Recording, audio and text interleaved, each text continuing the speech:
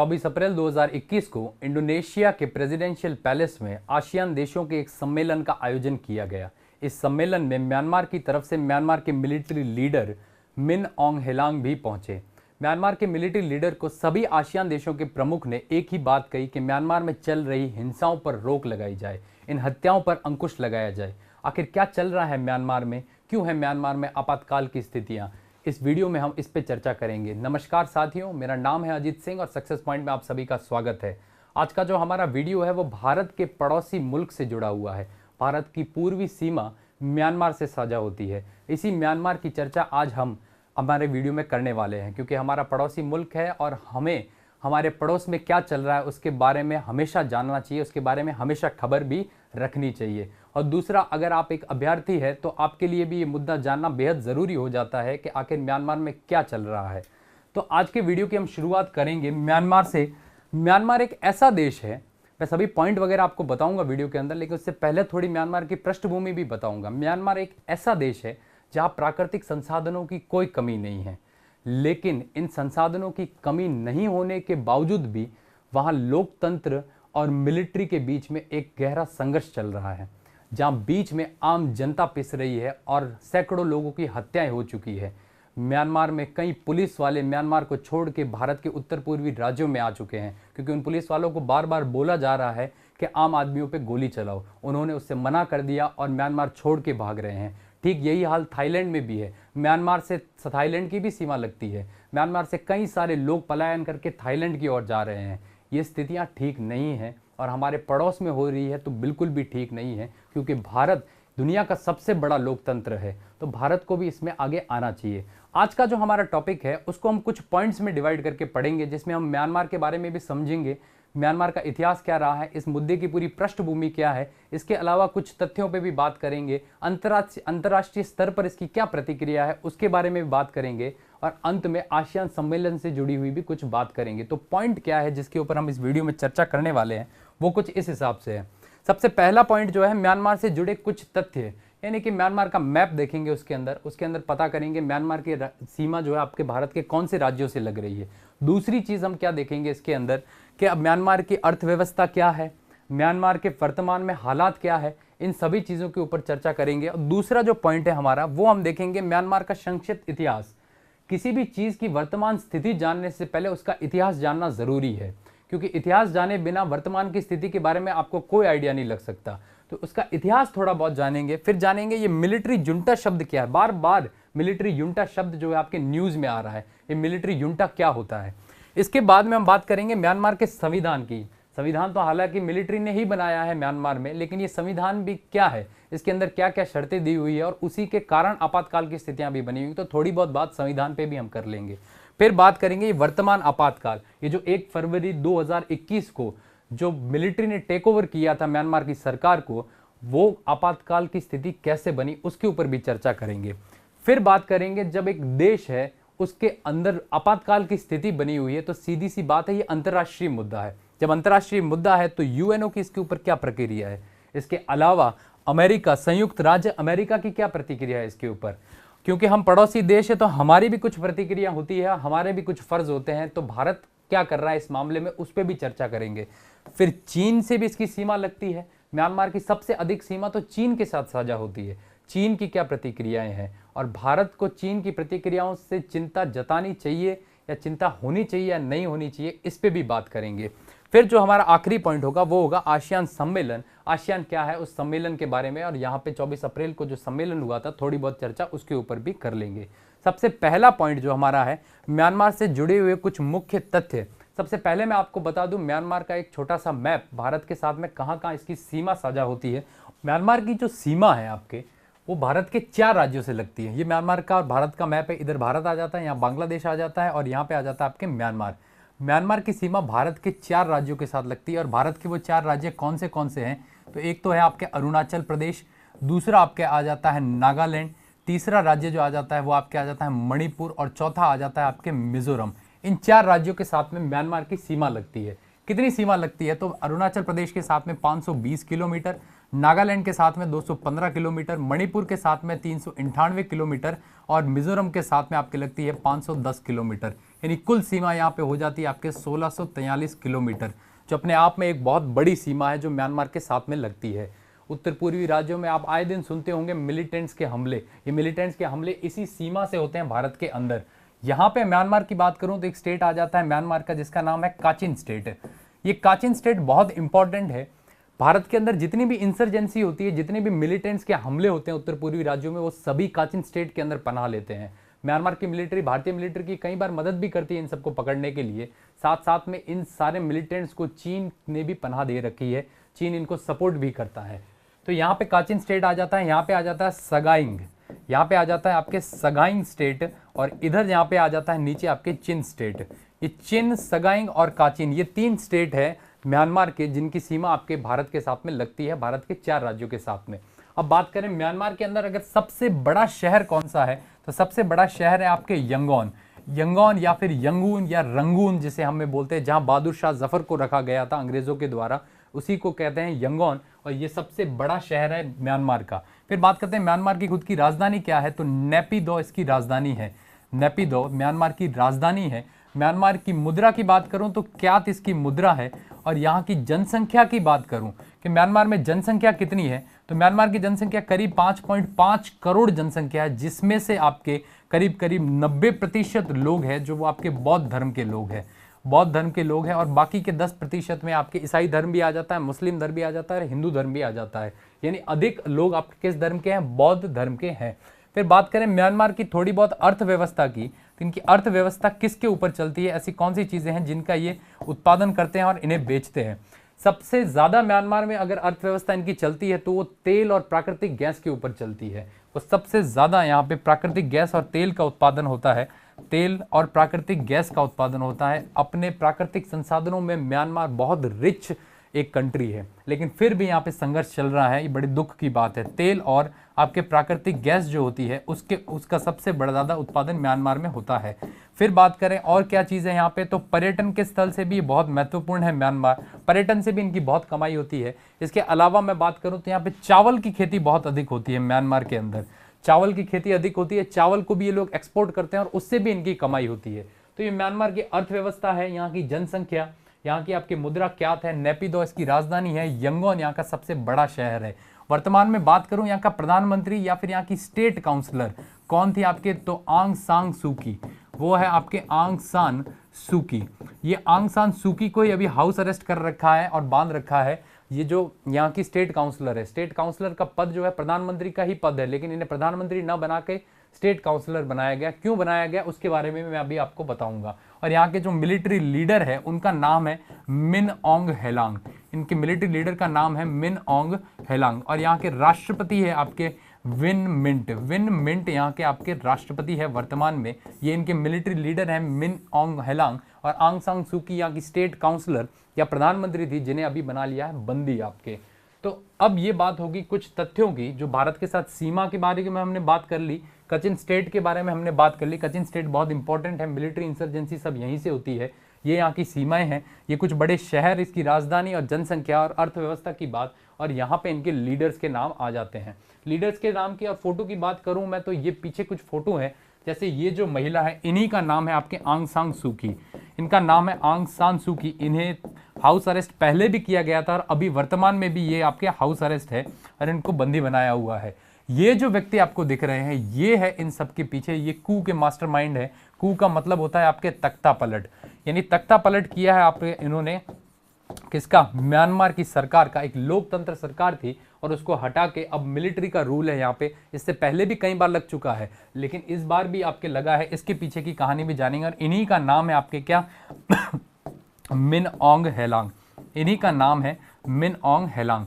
ये दो नाम आप याद रखना, ये बार बार आएंगे वीडियो के अंदर, बार बार सुनने को मिलेंगे, तो आपको पहले से पता हो। ये है आंग सान सूकी और ये है आपके मिन ऑन्ग हेलांग। इन दोनों की चर्चा भी इस वीडियो के अंदर हम करेंगे। तो अब जानते हैं म्यांमार के थोड़े इतिहास के बारे में कि इतिहास म्यांमार का क्या रहा है, और आज की जो वर्तमान में स्थिति है इसकी पृष्ठभूमि इतिहास से ही पता चलेगी। क्योंकि जब इतिहास के बारे में अच्छे से जानेंगे तभी वर्तमान पृष्ठभूमि के बारे में अच्छे से हम जान पाएंगे। अब बात करते हैं म्यांमार के इतिहास की, तो ध्यान से सुनना, कई सारी चीज़ें होंगी, थोड़ी कंफ्यूज भी कर सकती है, हो सकता है, लेकिन आराम से आपको अच्छे से मुद्दा समझ में आ जाएगा पूरा। तो बात करते हैं अगर इसके इतिहास की, तो यहाँ पे एक जनजाति रहती थी पहले जिसका नाम था आपके बमर जनजाति। ये जो बमर जनजाति है इसी से बर्मा नाम आया, अंग्रेजों ने नाम दिया बर्मा। पुराने समय में बमर जनजाति यहाँ पे रहती थी और भारत से आए हुए आपके बौद्ध धर्म को इन्होंने अपना लिया, इसीलिए आज के समय में सबसे अधिक आबादी यहाँ पे बौद्ध धर्म की है। इस बमर जनजाति के बाद में यहाँ पे बमर जनजाति तो वर्तमान में भी है, इसके बाद में यहाँ पे अलग अलग समय में अलग अलग शासक रहे। जो म्यांमार का सबसे अंतिम जो आपके साम्राज्य था वो था कानबोंग साम्राज्य, कोनबोंग साम्राज्य। म्यांमार का सबसे अंतिम साम्राज्य था कोनबोंग साम्राज्य, और इस कोनबोंग साम्राज्य के अंतिम जो राजा थे वो थे आपके थिबो मिन। वो थे आपके कौन? थिबो मिन। इसी थिबो मिन को अंग्रेजों ने हराया था, वर्ष 1885 की ये बात है, और इसी को हरा के अंग्रेजों ने म्यांमार का कंट्रोल अपने अधीन ले लिया था, और अंग्रेज जो थे अब बन चुके थे म्यांमार की सत्ता।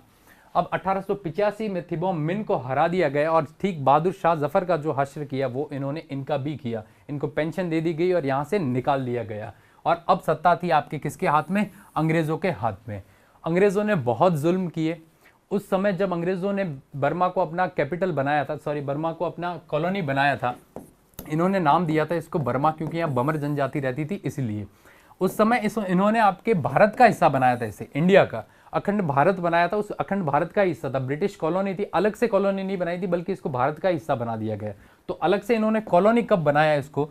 तो वर्ष 1937 में 1 अप्रैल 1937 को म्यांमार को इन्होंने एक अलग से कॉलोनी बना दिया, यानी सेपरेट कॉलोनी बना दी अंग्रेजों ने, यानी भारत से इसको अब अलग कर दिया और एक अलग कॉलोनी बना के यहाँ पे एक प्रधानमंत्री नियुक्त कर दिया इन्होंने। उस प्रधानमंत्री का नाम था बामो, इसको यहाँ पे कर दिया प्रधानमंत्री नियुक्त। इसके बाद में कई सारे संघर्ष चले म्यांमार के अंदर, कभी जापानी यहाँ पर आए और अंग्रेज चले गए, अंग्रेजों को भगाया गया, तो फिर वापस अंग्रेज आए और उन्होंने जापानियों को भी भगाया यहाँ से। ऐसा करते करते एक संघर्ष के बाद में बात है 4 जनवरी 1948 की। 4 जनवरी 1948 को म्यांमार आज़ाद हुआ, और आज़ाद किससे हुआ? अंग्रेजों से भी आज़ाद हुआ और जापानियों से भी आज़ाद हुआ। जापानियों के भी हस्तक्षेप म्यांमार में बहुत रहे।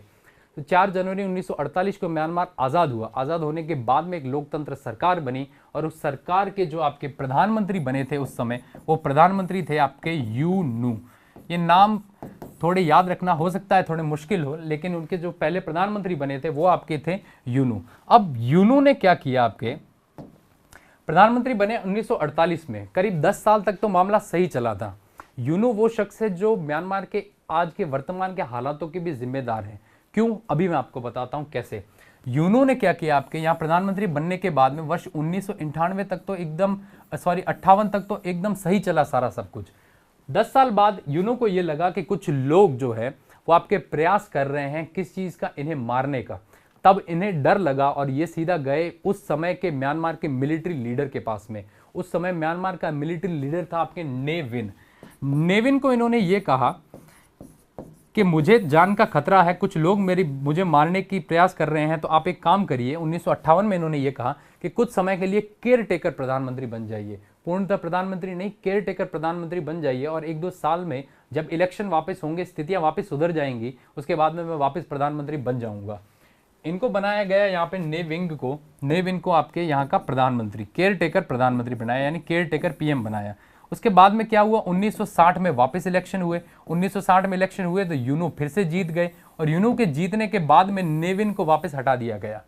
जो केयर टेकर प्रधानमंत्री का पद था वहां से आपके नेविन को हटा दिया गया।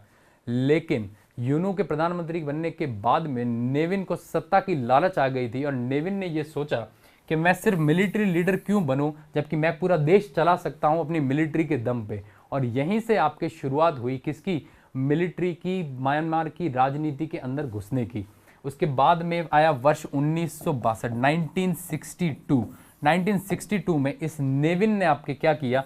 तख्ता पलट किया, और ये पहला तख्ता पलट था, यहाँ का पहला कू था, जिसको कहते हैं आपके, इसे अंग्रेजी शब्द है कू, और इसको कहते हैं आपके तख्ता पलट। और ये पहला तख्ता पलट था। इन्होंने यूनू की सरकार को उखाड़ फेंका, और नेविन खुद बन गए यहाँ पे क्या? मिलिट्री के लीडर, और अब पूरे म्यांमार को नेविन चला रहे थे। और नेविन ने अगले 20-30 साल तक म्यांमार पे राज किया। जब मिलिट्री लीडर राज करते हैं तो मिलिट्री के तरीकों से राज करते हैं, लोकतंत्र के तरीकों से नहीं करते हैं, और आम जनता की नहीं सुनी जाती है। ऐसा करते करते जब इनका राज 1962 में स्टार्ट हुआ, और ये पहला तख्ता पलट था। इसके बाद की बात करूं तो करीब वर्ष 1988 तक यही हालात रहे। नेविन ने 1988 तक यहाँ पे राज किया और 1988 आते आते म्यांमार की स्थिति ये हो चुकी थी कि कई सारे इनके ऊपर आर्थिक प्रतिबंध लगा दिए गए थे, क्योंकि इन्होंने एक लोकतंत्र सरकार को हटाया था। वहां से आर्थिक प्रतिबंध लगा दिए गए थे, अर्थव्यवस्था पूरी तरीके से डूब चुकी थी और लोगों ने नेविन का विरोध करना शुरू कर दिया। नेविन का विरोध करते करते लोग सड़कों पे उतर आए और सरकार ने वही हाल किया, मिलिट्री लीडरों ने वही हाल किया जो आज लोगों का कर रहे हैं। इन्होंने 3000 से ज़्यादा लोगों की हत्याएं कर दी थी। ये बात है कब, 1988 की। करीब 3000 से अधिक लोगों की इन्होंने हत्याएं कर दी, जो आम जनता थी, सिर्फ विरोध कर रही थी कि लोकतंत्र सरकार लाइए, हमें मिलिट्री का रूल नहीं चाहिए। इसके विरोध करने के बाद में इस विद्रोह को तो दबा दिया गया 1988 में, और नेविन जो थे इन्होंने अपने पद से इस्तीफा भी दे दिया। इनके पद से इस्तीफा देने के बाद में ये बात कही कि देश में लोकतंत्र सरकार होनी चाहिए, उसके लिए चुनाव होने चाहिए। तब इस विद्रोह से एक और नाम सामने आया जो मैंने अभी आपको बताया, वो नाम था आपके आंग सान सू की। ये जो आंग सान सू की जो थी, इन्होंने क्या किया आपके ये आंग सान सू की आपके दिल्ली से पढ़ी हुई है, दिल्ली की लेडी श्रीराम कॉलेज जो है वहां से पढ़ी हुई है। ये अपनी माँ से मिलने गई थी इस विद्रोह के समय। इन्होंने देखा सरकार ने हजारों व्यक्ति की हत्या कर दी है और पूरा का पूरा मिलिट्री रूल चल रहा है, देश की अर्थव्यवस्था बर्बाद हो चुकी है। तब लोगों को उम्मीद जताने के लिए, एक आस देने के लिए आंग सान सू की आगे आई और इन्होंने अपनी एक पार्टी बनाई। उस पार्टी का नाम है आपके एनएलडी या national league of democracy. National league of democracy, democracy यानी लोकतंत्र, यानी लोकतंत्र के लिए एक राष्ट्रीय पार्टी बनाई और इन्होंने कहा चुनाव होने चाहिए।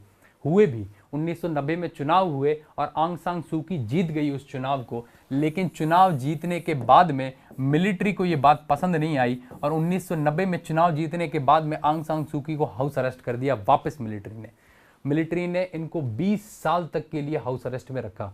1990 में हाउस अरेस्ट किया हुआ, 2010 में जाके इनको हाउस अरेस्ट से बरी किया। ये दुनिया में अपने आप में सबसे बड़ा हाउस अरेस्ट था। इनसे ज्यादा हाउस अरेस्ट नेल्सन मंडेला को किया गया था, करीब 27 साल के लिए।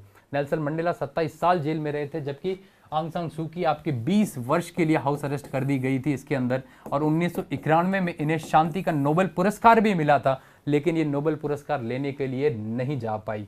तो 1991 में नोबेल पुरस्कार मिला, जबकि इन्होंने नोबेल पुरस्कार ग्रहण कब किया, 2011 में। अब आंग सान सू की हाउस अरेस्ट थी, फिर आपके मिलिट्री लीडर जो थे वो सत्ता चला रहे थे, फिर वही हालत हो गई और अर्थव्यवस्था एकदम चौपट हो चुकी थी वर्ष 2007-8 तक।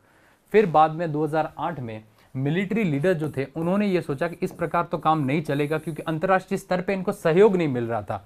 संयुक्त राष्ट्र संघ सहयोग नहीं कर रहा था, बड़े बड़े देश इनका सहयोग नहीं कर रहे थे, क्योंकि ये एक मिलिट्री रूल था, न कि एक लोकतंत्र सरकार थी। तो 2008 में इन लोगों ने सोचा कि क्यों ना हम एक संविधान बना दें और एक जैसी तैसी टुकड़ी लोकतंत्र सरकार की खड़ी कर दें। तब इन्होंने एक संविधान बनाया और संविधान में इलेक्शन का इन्होंने ये प्रावधान रखा। म्यांमार के अंदर 2 हाउस है, एक अपर हाउस है, एक लोअर हाउस है। जो लोअर हाउस है म्यांमार का, उसके अंदर पूरे 14 प्रांतों में करीब 440 सीटें हैं। तब इन्होंने ये कहा संविधान के अंदर ये जो 440 सीट है, इसके अंदर 125 सीट जो है वो तो आपके रिजर्व रहेगी, किसके लिए, मिलिट्री के लिए, और बाकी की बची हुई जो सीटें हैं करीब 315 सीट है, इसके ऊपर होंगे आपके इलेक्शन। 2008 में ये कहा इन्होंने। 2010 के इलेक्शन लड़ने के लिए इन्होंने रिहा किया किसको, आंग सान सू की को, लेकिन आंग सान सू की ने इलेक्शन नहीं लड़े। फिर 2015 आया, 2015 में इन्होंने वापस इलेक्शन लड़वाए और 2015 में इस इलेक्शन में, यानी आप ये दे सकते हो, आंग सान सू की जीत गई। आंग सान सू की लोग इतना इनको पसंद करने लगे थे कि ये वापस 2015 के इलेक्शन में जीत गई। लेकिन पार्लियामेंट के हिस्से को देखें तो 125 सीटें, यानी 1/4 जो हिस्सा है वो तो पहले से मिलिट्री के पास में। यानी कुछ भी लॉ पास करना है, कोई भी बिल पास करना है, कुछ भी करना है, वो मिलिट्री से पूछ के ही होगा, मिलिट्री के परमिशन के बिना नहीं होगा। तब इन्होंने क्या किया, आंग सान सू की 2015 में यहाँ पे जब प्रधानमंत्री बनी तो प्रधानमंत्री का पद इन्हें न देते हुए इनको दिया गया स्टेट काउंसलर का पद। ये दोनों पद बराबर ही थे। प्रधानमंत्री का पद इनको इसलिए नहीं दिया गया क्योंकि इनके जो पति है वो विदेशी है, वो एक विदेशी नागरिक है, इनके बच्चे विदेशी नागरिक है, इसलिए इनको प्रधानमंत्री का पद नहीं दिया गया। हालांकि ये खुद यहीं की नागरिक है, म्यांमार की ही। 2015 के इलेक्शन तो हो गए, अच्छा खासा काम हो गया और ये जीत भी गई थी और काफी समय तक, लंबे समय तक ये स्टेट काउंसलर भी रही। फिर आपके चुनाव आए नवंबर 2020 में, अभी वर्तमान की बात है, 2020 में जब चुनाव आए नवंबर में, तब फिर से चुनाव में आंग सान सू की पार्टी जीत गई एनएलडी, और एनएलडी को भारी मतों से जिताया गया। करीब 315 में से 250 पौने 300 सीटें आंग सान सू की के पक्ष में आई और आंग सान सू की फिर से आपके स्टेट काउंसलर बन गई। लेकिन इनके स्टेट काउंसलर बनने के बाद में इन्होंने कुछ ऐसे बयान दिए। इन्होंने बयान क्या दिए, इन्होंने ये कहा कि अब जो जनता है वो मिलिट्री रूल नहीं चाहती। इन्होंने एक बात ये कही कि अब जनता ये कह रही है कि हमें मिलिट्री रूल नहीं चाहिए, मिलिट्री रूल को खत्म करो। दूसरी तरफ मिलिट्री वालों को इनका खतरा था ही, क्योंकि ज्यादातर जनता इनके फेवर में आ चुकी थी, क्योंकि जनता को लोकतंत्र चाहिए था। अब मिलिट्री को कैसे भी करके इन्हें वापस हटाना था। अब हटाने के लिए मिलिट्री ने एक बात कही, मिलिट्री ने यह कहा कि यहाँ का जो इलेक्शन कमीशन है उसे कहते हैं यूनाइटेड इलेक्शन कमीशन, और इनको ये कहा कि इलेक्शन कमीशन मुझे ये बता दे, या फिर चुने हुए जो सांसद हैं वो आके बता दें, या फिर जो एनएलडी पार्टी है या इसकी मुखिया है ये हमें आके स्पष्टीकरण दे दे कि ये जो इलेक्शन हुए थे नवंबर 2020 में ये एकदम फेयर इलेक्शन हुए थे, एकदम सही हुए थे, इनके अंदर कोई धांधली नहीं हुई थी। मिलिट्री ने ये गेम खेला और मिलिट्री ने कहा कि अगर आप में से कोई भी स्पष्टीकरण दे दे और हम मान ले इस बात को कि आपका स्पष्टीकरण सही है तो कोई बात नहीं, लेकिन अगर स्पष्टीकरण नहीं दिया तो हम फिर से तख्ता पलट करेंगे।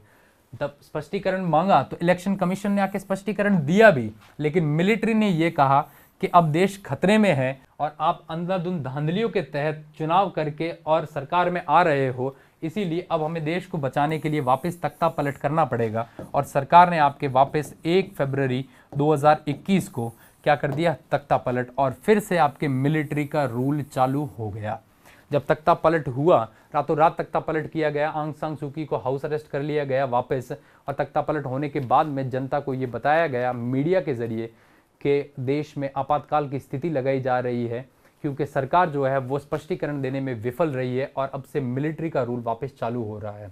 ये मिलिट्री का रूल वापस चालू हुआ तो लोग और भड़क गए, क्योंकि उन्हें कहीं ना कहीं लोकतंत्र सरकार में बेहतर स्थितियां होना नजर आ रहा था, लेकिन मिलिट्री ने वापस तख्ता पलट करके इन सभी को खत्म कर दिया और वर्तमान में यहाँ आपातकाल ही लगा हुआ है। और अर्थव्यवस्था इतनी बुरी तरीके से प्रभावित हो गई है यहाँ की कि लोगों के पास में खाने को भी पैसे नहीं है, लोग पलायन करके दूसरे राज्यों की तरफ जा रहे हैं, दूसरे स्टेट्स की तरफ जा रहे हैं, आपके दूसरे नेशंस की तरफ जा रहे हैं, और उनमें से कई लोग आपके भारत की तरफ से आ रहे हैं, भारत की तरफ भी आ रहे हैं। तो ये थी कहानी पूरी मिलिट्री कू की, यानी कि 1962 से जो चीज़ शुरू हुई थी वो आज भी चल रही है। बीच में 1-2 बार लोकतंत्र की सरकार आई, लेकिन लोकतंत्र की सरकार की बात किसी ने भी नहीं मानी। तो ये बात होगी आपके 1 फरवरी 2021 को तख्ता पलट किया मिलिट्री ने, क्योंकि उन्हें स्पष्टीकरण नहीं मिला। और अभी वर्तमान में आंग सान सू की के अलावा कई सारे नेता जो है आपके हाउस अरेस्ट किए हुए हैं, कईयों को जेल में डाल दिया गया है। जनता जो विरोध कर रही है उन्हें गोलियां मार दी जा रही है, इसीलिए जनता पलायन कर रही है। कई सारे पुलिस वाले जो हैं आपके म्यांमार छोड़ के और भारत की तरफ आ गए, भारत के कई सारे उत्तर पूर्वी राज्यों में बैठे हैं, जिन्हें म्यांमार बार बार मांग कर रहा है कि उन्हें हमें लौटाया जाए, लेकिन स्थितियां फिर भी अभी सामान्य नहीं हुई है। अब स्थिति इतनी बुरी है, लोग जूझ रहे हैं, तो सीधी सी बात है इन सभी चीज़ों की अंतर्राष्ट्रीय प्रतिक्रिया भी होगी अपनी। अंतर्राष्ट्रीय प्रतिक्रिया क्या क्या हुई है और किस किस ने क्या बात कही है उसके बारे में चर्चा करते हैं। सबसे पहले जो हमारा संयुक्त राष्ट्र संघ है, संयुक्त राष्ट्र संघ ने क्या कहा।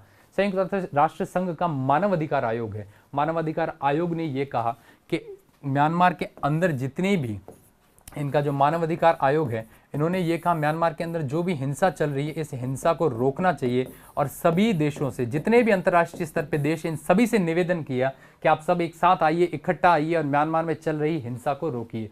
इसके अलावा संयुक्त राष्ट्र संघ ने ज़्यादा कोई कदम नहीं उठाए और इन सारे अटैक्स को कंडेम ज़रूर किया है, लेकिन संयुक्त राष्ट्र संघ ने ज़्यादा कुछ भी नहीं कहा। सिर्फ मानवाधिकार आयोग ने ही बात को उठाया है, बाकी संयुक्त राष्ट्र संघ कुछ भी नहीं कर रहा है इस मामले में। ये हमें भी पता है, पिछले 2-3 महीने हो गए इस वार्ता को आगे बढ़ाया ही नहीं जा रहा। फिर बात करें अमेरिका ने क्या किया, यूएसए। अमेरिका ने एक काम अच्छा किया, यहाँ पे म्यांमार के ऊपर कई सारे प्रतिबंध लगा दिए, कई सारे सैंक्शन लगा दिए। जैसे सैंक्शन किन चीज़ों पे लगाए, तो बाकी देशों को ये कहा कि म्यांमार के साथ जो आपका व्यापार चल रहा है इस व्यापार को रोक दो। इसके अलावा कई सारे आर्थिक प्रतिबंध लगा दिए इसके ऊपर कि म्यांमार से कोई भी चीज़ नहीं खरीदेगा। आसपास के राज्य है, आसपास के जो देश है वो आपके म्यांमार से कुछ भी परचेज नहीं करेंगे, ताकि धीरे धीरे इनकी अर्थव्यवस्था अपने आप बर्बाद हो जाए और मिलिट्री जो है अपने आप मजबूर हो जाए एक लोकतंत्र सरकार के लिए। क्योंकि आज का समय जो है एक वैश्वीकरण का समय है और एक देश दूसरे देश पे पूर्ण तरीके से तो नहीं, लेकिन आंशिक तरीके से, आधे तरीके से निर्भर तो रहता ही है। इसलिए इन्होंने आर्थिक प्रतिबंध लगाए, व्यापार पे प्रतिबंध लगाए। फिर इन्होंने ये कहा हथियार जितने भी यहाँ पे इनको सप्लाई हो रहे हैं, जो जो देश कर रहे हैं उस पर भी प्रतिबंध लगा दो, वो देश इनको हथियार भी सप्लाई नहीं करने चाहिए। ये सारे सैंक्शन लगाए आपके संयुक्त राज्य अमेरिका ने। फिर बात करते हैं आपके चीन ने क्या काम किया। चीन पड़ोसी राज्य हमारा भी है और म्यांमार का भी है। चीन भारत से ज्यादा एक्टिव है अंदर।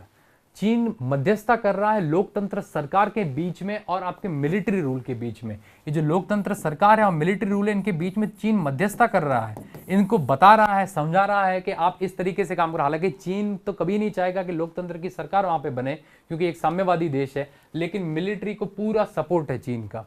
चीन पूरी तरीके से मिलिट्री को सपोर्ट भी कर रहा है, मध्यस्थता भी कर रहा है और कई सारी चीजों में हस्तक्षेप भी कर रहा है। और इस हस्तक्षेप के लिए चिंता जतानी चाहिए एक देश को, और वो देश कौन सा है चिंता जताने के लिए? तो वो है हमारा भारत। भारत को चिंता क्यों जतानी चाहिए? क्योंकि जितने भी उत्तर पूर्वी राज्य है, वहां से मैंने आपको बताया था कि कई सारे मिलिटेंट ग्रुप्स जो है एक्टिव है, और हमारी मिलिट्री पे, हमारी जो सेना है भारतीय सेना, उस पे और उत्तर पूर्वी राज्यों के जो आम नागरिक है उनके ऊपर आए दिन हमले करती है, वहां कैंप बनाती है। और उन सभी को शरण आपके कौन देके बैठा है? चीन इन सभी को शरण देके बैठा है।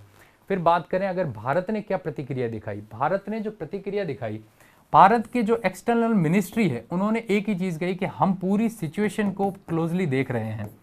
यानी सिचुएशन को अभी तक हम सिर्फ देख रहे हैं। चीन मध्यस्थता कर चुका है, कई सारी बातें कर चुका है इनके साथ में, व्यापार इनका अभी भी जारी है अमेरिका के सैंक्शन लगाने के बावजूद भी। लेकिन भारत ये कह रहा है कि हम सिचुएशन को अभी भी देख रहे हैं, क्लोजली वॉच कर रहे हैं। इसके अलावा भारत ने कोई बड़ी प्रतिक्रिया नहीं दिखाई है। भारत अभी 27 मार्च को इनका एक मिलिट्री दिवस था, उसमें भी शामिल हुआ। इनका म्यांमार का मिलिट्री दिवस था 27 मार्च को, भारत उसके अंदर भी शामिल हुआ। भारतीय सेना वहां पे भी गई, भाग लिया, लेकिन भारतीय सेना ने इस मुद्दे से जुड़ी हुई कोई बात नहीं कही। भारतीय किसी मंत्रालय ने इससे जुड़ी हुई कोई बात नहीं की, जबकि भारत के प्रधानमंत्री जी ने भी सिर्फ और सिर्फ इस अटैक को कंडेम किया, इस तख्ता पलट को कंडेम किया है। लेकिन उनको ये समझाइश के तौर पे या मध्यस्थता के तौर पे इन्होंने कोई बात नहीं की। भारत को इन सभी चीज़ों की चिंता जतानी चाहिए, क्योंकि चीन अगर एक्टिव रोल वहाँ पे कर रहा है तो भारत को भी एक एक्टिव रोल वहाँ पे अपना करना चाहिए, क्योंकि हमारा पड़ोसी देश है म्यांमार है। और म्यांमार में अगर कल को कोई उल्टी सीधी घटनाएं होती है जैसे कि आज चल रही है, तो उससे भारत को भी कहीं ना कहीं खतरा है। इसीलिए भारत को भी अपना एक एक्टिव रोल दिखाना चाहिए। बाकी संयुक्त राष्ट्र संघ ने तो कुछ भी नहीं किया है, मानवाधिकार आयोग है, खाली वो बोल रहा है कि म्यांमार में चल रही हिंसाओं को रोका जाए। हमें एक नए संयुक्त राष्ट्र संघ की भी ज़रूरत है। 70-80 साल पहले बनाए हुए संयुक्त राष्ट्र संघ की कई सारी नीतियाँ पुरानी हो चुकी है, इनको अपनी नई नीतियाँ लानी चाहिए, नए बदलाव कुछ करने चाहिए, कुछ ठोस कदम भी उठाने चाहिए, ताकि म्यांमार जैसे हादसे और अलग देशों में न हो। इसके अलावा अगर मैं बात करूं तो आसियान सम्मेलन की, ये जो आसियान सम्मेलन है, इसी में वापस इस मुद्दे को उठाया गया था, म्यांमार के मुद्दे को। म्यांमार में जो आपातकाल की स्थिति है, इसको वापस आसियान में उठाया गया, अभी जो वापस न्यूज में चल रहा है। आसियान कौन से देश है? आसियान देश जो है आपके दक्षिण पूर्वी जितने भी देश है उनका एक समूह है, उसी को कहते हैं आपके आसियान। बार बार न्यूज में ये भी रहता है, इसका पूरा नाम है association of south east. Association of south east, association का मतलब समूह, ऑफ किसका? साउथ, साउथ का मतलब हो गया दक्षिण, साउथ ईस्ट दक्षिण पूर्वी जितने भी देश है उनके एक association, south east Asian nation. South east Asia जो है हमारा है, हमारा जो एशिया महाद्वीप है, उसके जितने भी देश है, साउथ ईस्ट एशियन नेशंस, इनका जो समूह है इसी को कहते हैं आपके आसियान देश। और ये समूह आपके कब बनाया गया था? तो ये बनाया गया था आपके 8 अगस्त 1967 को। इस समूह को बनाया गया था 8 अगस्त 1967 को। और ये समूह का आपके एक सचिवालय है जो आया हुआ है जकार्ता में, और जकार्ता खुद कहाँ आया हुआ है? तो ये इंडोनेशिया के अंदर आया हुआ है। इसके अंदर कुल 10 सदस्य देश है, इसके अंदर कुल 10 सदस्य देश है। वो कौन से हैं आपके? तो एक ब्रुनई है, कंबोडिया, इंडोनेशिया, लाओ, Malaysia, Myanmar, Philippines, Singapore, Thailand और वियतनाम। ये सारे के सारे सदस्य देश है किसके? आसियान के। इनमें से म्यांमार भी इसका एक सदस्य देश है, इसीलिए इसकी मीटिंग में म्यांमार के मिलिट्री लीडर मिन ऑन्ग हेलांग भी गए थे। और इसी में इन्होंने बार बार ये कहा कि म्यांमार में चल रही जो इंसर्जेंसी है, जो आपके तख्ता पलट है, जो हिंसा है, उसको रोकिए। क्योंकि इस समूह का अपने आप में एक काम यही है। ये समूह क्या काम करता है? तो इस क्षेत्र में इन 10 देशों के आपस में व्यापार के बारे में ये लोग बात करते हैं, आपस में जो ट्रेड करते हैं, कई सारे फ्री ट्रेड अग्रीमेंट भी करते हैं और अपने व्यापार को बढ़ाने की बात करते हैं। इसके अलावा प्रौद्योगिकी को बढ़ाने की बात करते हैं। इसके अलावा आतंकवाद से जुड़े हुए जो मुद्दे हैं उनके ऊपर भी ये लोग बातें करते हैं, उसके ऊपर भी कई सारे एक्शन लिए जाते हैं इनके द्वारा। इसके अलावा जलवायु परिवर्तन के जुड़े हुए कई सारे मुद्दों पे भी चर्चा की जाती है इस सम्मेलन में। और अगर इनमें से किसी एक देश में, जैसे कि म्यांमार में जो साउथ ईस्ट एशिया में आता है, और म्यांमार में अगर आपातकाल जैसी स्थितियां बनी हुई है, हिंसा जैसी स्थितियां हैं, तो इस क्षेत्र के अंदर शांति कैसे होगी, जो कि इनका एक गोल भी है। और ये लोग कहते हैं कि इस क्षेत्र के अंदर शांति बनाए रखना, क्या बनाए रखना, शांति बनाए रखना एक आसियान समूह का आपके उद्देश्य भी है। अगर एक देश के अंदर आपातकाल की स्थिति है तो ये शांति कैसे बनेगी। इसीलिए इन सभी देशों ने म्यांमार को कहा कि आपके अंदर जो तख्ता पलट आप लोगों ने किया है और जो हिंसा आप चला रहे हो, इस हिंसा को रोकिए, लोगों की हत्याएं मत करिए। और इस आसियान जो सम्मेलन है, समूह है, इसका आपके अध्यक्ष वर्तमान में है वो आपके हैं जिम जॉक होई। ये आपके क्या है, इसका अध्यक्ष। और ये जिम जॉक होई आपके कहाँ से है खुद, तो चीन से है। ये आपके आसियान जो समूह है, आसियान सम्मेलन हुआ था 24 अप्रैल को, 8 अगस्त को इसको बनाया गया था 1967 में। व्यापार, प्रौद्योगिकी, आतंकवाद, जलवायु और शांति वार्ता ये लोग करते हैं। और इसी शांति वार्ता में फिर से म्यांमार को यही कहा गया कि आपके यहाँ पे आपातकाल की स्थितियों को खत्म करिए और आम जनता की बात को सुना जाए। शुक्र मनाइए कि आप भारत में हैं, कम से कम आज़ादी से अपनी बात तो बोल सकते हैं। तो इसी के साथ ये वीडियो समाप्त करता हूँ। उम्मीद करता हूँ आपको अच्छे से सब कुछ समझ आया होगा। बहुत बहुत धन्यवाद।